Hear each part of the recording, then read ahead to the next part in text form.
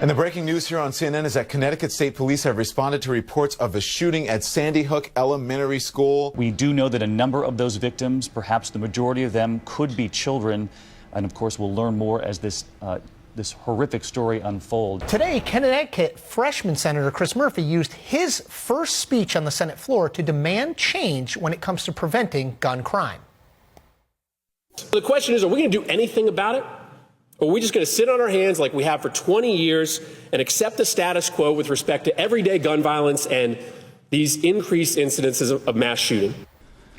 But nobody here, and I mean not one of us, in this great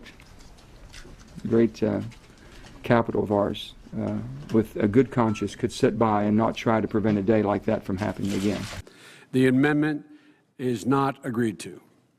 I appreciate very much a handful of Republicans have crossed the aisle to stand with us on this common sense issue to keep felons and people with severe emotional problems from having guns.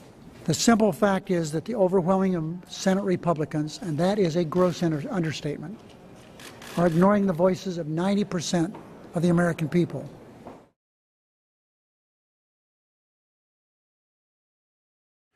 We are here to announce that 8 senators from opposite sides of the political aisle are coming together on a common sense immigration reform proposal that we believe can pass the Senate.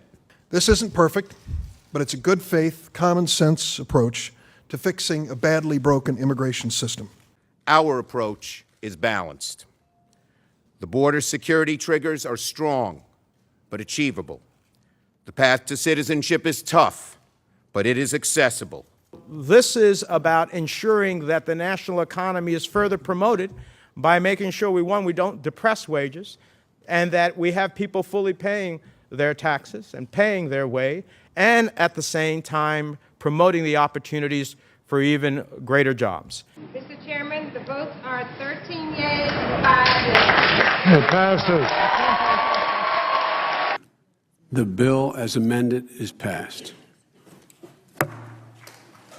That was quick. What's the news? It was quick, and the news is this immigration reform bill passed 68 to 32. What we just witnessed was a way for senators to sort of visually also mark what they thought was a momentous occasion. Harry Reid, the majority leader, asked every senator to sit in his or her seat and vote from their chairs, from their desk. That's why it happened relatively quickly, because they were all there. This is something that is reserved for kind of big moments. So that's this moment, and of course, the open question is, what happens next? Do you foresee the House of Representatives acting on any aspect of immigration reform by the end of the year? Frankly, I'll make clear we have no intention of ever going into conference on the Senate bill.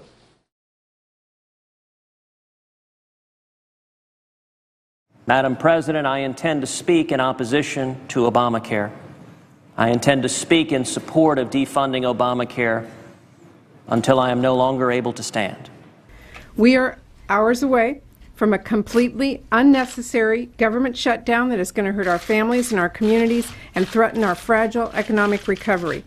It doesn't have to happen. The Senate has passed a very short-term bill that will keep the government open at the current spending levels with no changes in policy while we continue to work on a long-term budget deal. Never before in our history has one party threatened a government shutdown if they don't get 100% of what they want on an issue totally unrelated to the budget.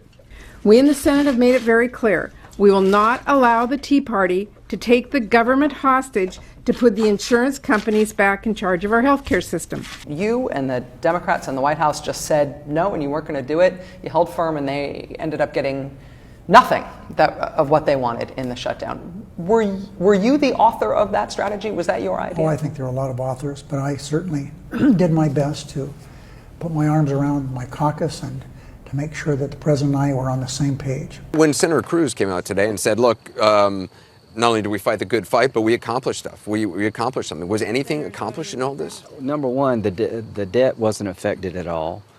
Obamacare wasn't changed in any real measure. Our numbers went down, and if you think those polls are wrong, you're kidding yourself. The time has come to take a bold step in favor of equality, in favor of fairness, and pass the Employment Non-Discrimination Act. I rise today in strong support of the Employment Non-Discrimination Act. Let's pass the Employment Non-Discrimination Act with a very strong bipartisan majority. Just as with other civil rights legislation and in laws protecting individuals from discrimination on the basis of race, sex, national origin, religion, age, and disability, a capable employee in a non-religious business should not be fired or not hired because of his or her boss's religious beliefs. Today was a historic day in the United States Senate where 61 senators, more than enough to break a filibuster, voted to advance the Employment Non-Discrimination Act, or ENDA. But on the same day, the Senate moved toward greater equality for LGBT Americans. A spokesman announced House Speaker John Boehner would not support the law and signaled Boehner will not bring it up on the House floor for a vote.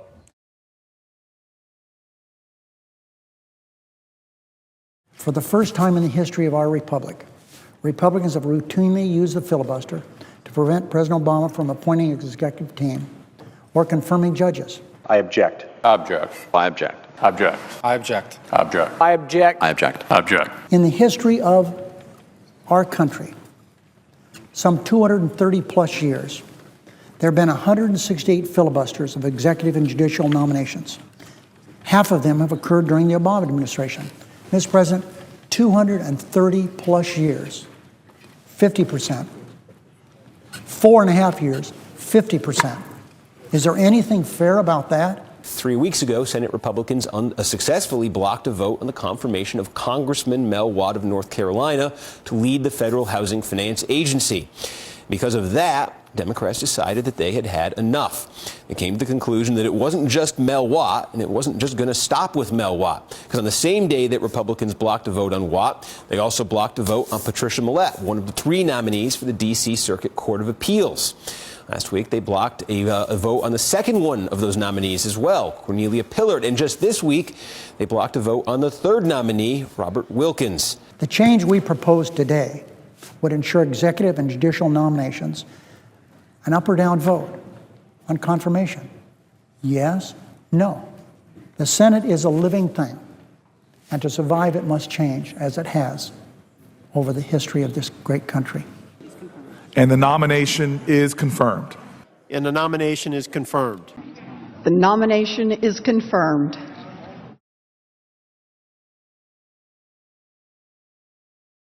In just 3 days, 1.3 million Americans are set to lose their unemployment benefits. They are victims of that bipartisan budget deal worked out last week, which did not extend them. There is some good news, my friends. The Washington Post is reporting Democrats are planning a 2-step Christmas media offensive to extend unemployment insurance. This is their focus. Democrats want to publicly pressure Republicans to do the right thing and help the unemployed in this country. Senate Democrats are already speaking out. For many of these people, unemployment benefits are their only source of income.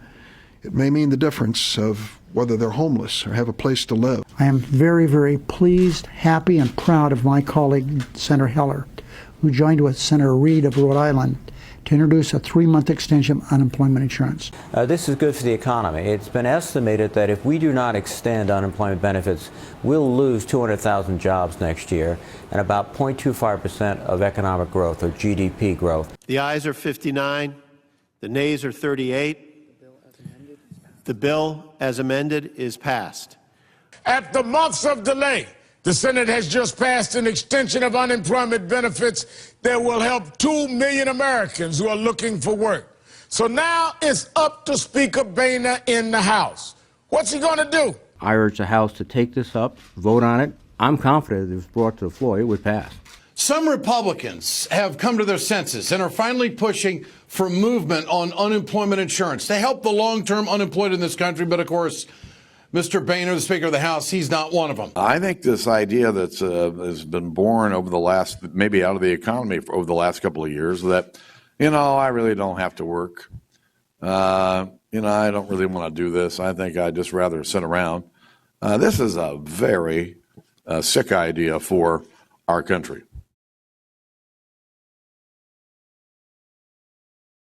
Moments ago, we learned that a bill that would expand benefits to more veterans and their families has been defeated. I thought that maybe just on this issue, this Senate could come together and do the right thing for our veterans.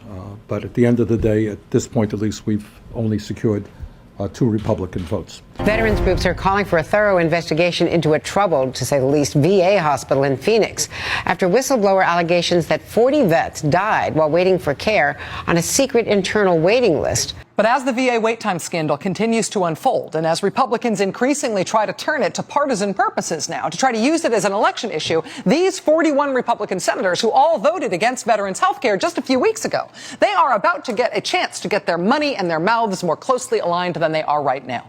Because the senator who introduced that veterans bill that the Republicans filibustered in February, Senator Sanders, he now says he's going to bring that veterans health bill back up again next week. And there are problems with this bill. It is an extensive piece of legislation. It has many good elements in it. It also has a cost issue at a time when our nation owes close to $18 trillion. He is right. It costs money. He is right. This country has a deficit.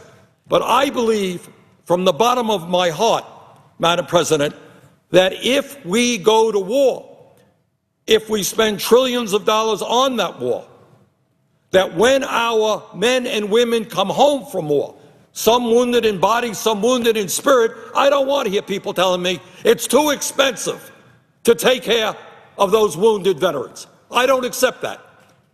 If you think it's too expensive to take care of veterans, don't send them to war. The ayes are 93, the nays are 3. The bill, as amended, is passed.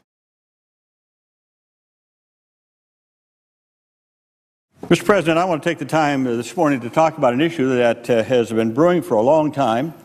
It's now going to be coming to a head here in the Senate sometime in the next several days, I hope. And it's one which compels us to do something, and that is to raise the minimum wage in the United States of America. 3/5 of the senators duly chosen and sworn not having voted in the affirmative, the motion is not agreed to.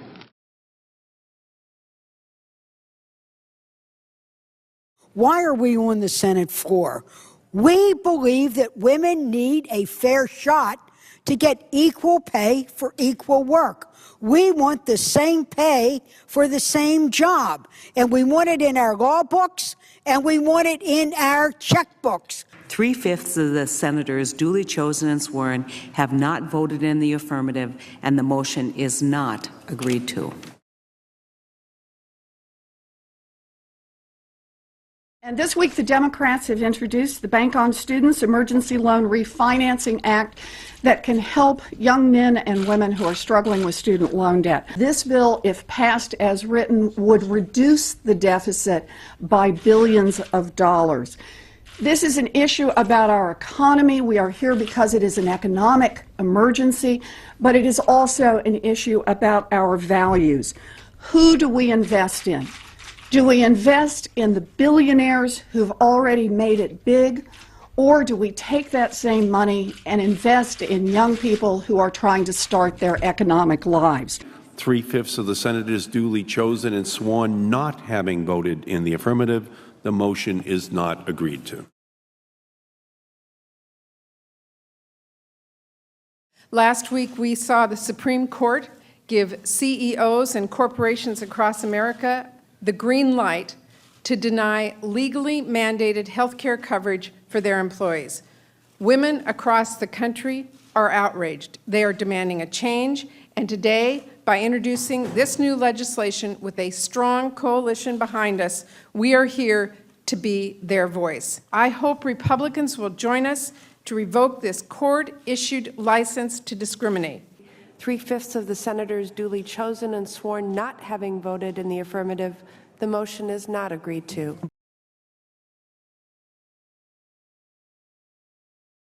Democrats are taking their fight against dark money to another level, pushing for a constitutional amendment that would give Congress the right to set limits on how much money can be raised and spent.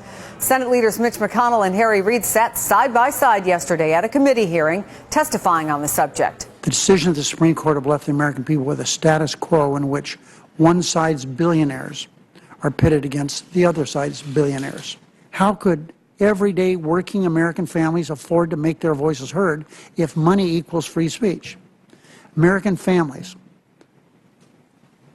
can't compete with billionaires. This is a political exercise, and that's all it is.